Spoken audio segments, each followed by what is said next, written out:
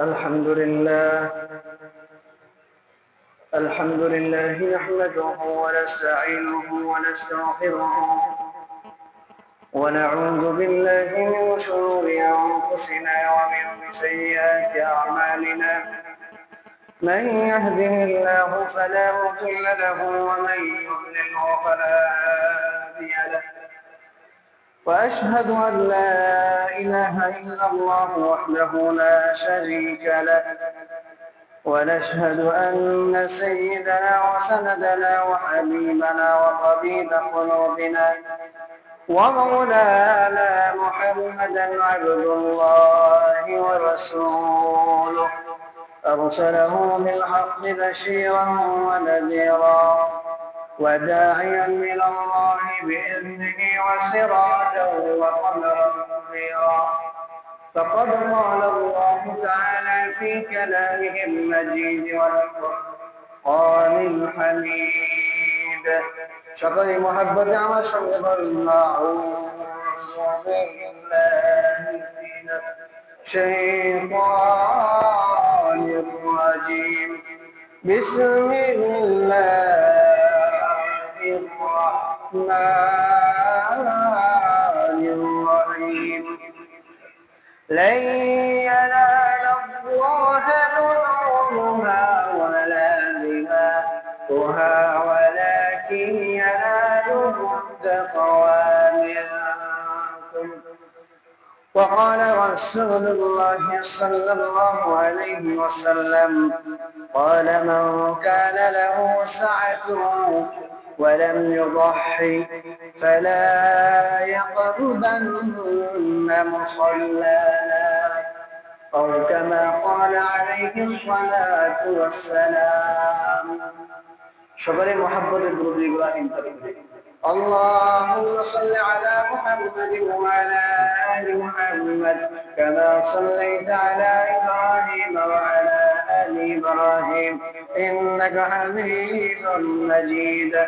اللهم بارك على محمد وعلى آل محمد كما باركت على إبراهيم وعلى آل إبراهيم إنك حميد مجيد. محمد نے آکر کفر کو مٹانا، کفر کو مٹانا صداقت وبالا بلغ العباد جري بولیں كماله كشف الدجى بزمانه حسنت جميع خصاله صلوا عليه وآله لا إله إلا الله لا إله إلا الله لا إله إلا الله لا إله إلا الله لا إله إلا الله لا إله إلا الله لا إله إلا الله محمد رسول الله صلى الله عليه وسلم. الحمد لله আল্লাহ সুবহানাহু ওয়া তাআলার দরবারে লাখ কোটি শুকরিয়া জ্ঞাপন করি যে মহান আল্লাহ রাব্বুল আলামিন আমাদেরকে শুক্রবার জোয়ান নামাজের জন্য মসজিদে আসার বসার তৌফিক দান করেছেন। এই জন্য সেই মহান আল্লাহ রাব্বুল আলামিনের দরবারে লাখ কোটি শুকরিয়া জ্ঞাপন করি। আমরা সকলে অন্তরস্থল থেকে একবার কালিমাতুশ শুকর আদায় করি, বলুন আলহামদুলিল্লাহ। ধারাবাহিকভাবে সম্মানিত উপস্থিতি, গত জুমায় এবং তার আগের জুমায় দুই জুমায় আপনাদের মাঝে কোরবান সম্পর্কে আলোচনা করা হয়েছিল।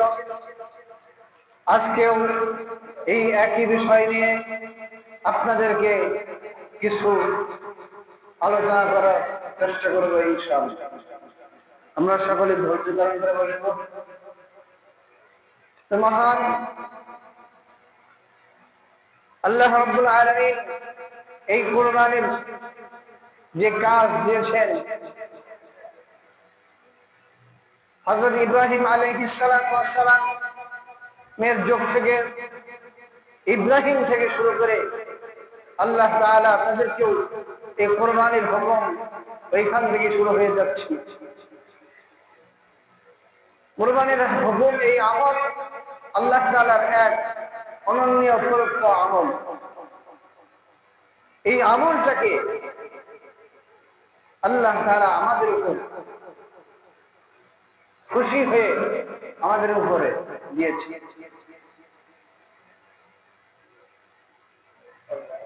এই আমল আল্লাহ তাআলা বলেন, কুরবানি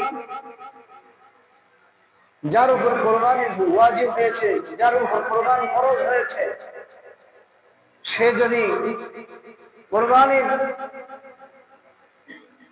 নিসাব পরিমাণ মাল থাকা সত্ত্বেও সে যদি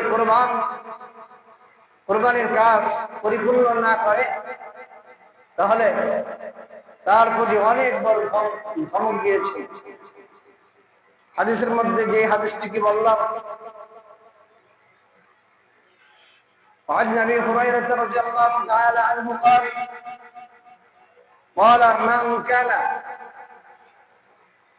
قال رسول الله صلى الله عليه وسلم قال من كان له سعة ولم يضحي فلا يقربن مصلانا। হযরত আবু হুরায়রা রাদিয়াল্লাহু তাআলা আনহু হতে বর্ণিত, তিনি বলেন, হযরত রাসূল করিম সাল্লাল্লাহু আলাইহি ওয়াসাল্লাম ইরশাদ করেন, সমর্থ থাকা সত্ত্বেও যে ব্যক্তি কুরবানি করলো না, সে যেন আমাদের ঈদগাহের অন্তর্ভুক্ত, ঈদগাহের নিকটবর্তী যাতে সে যাইতে না পারে।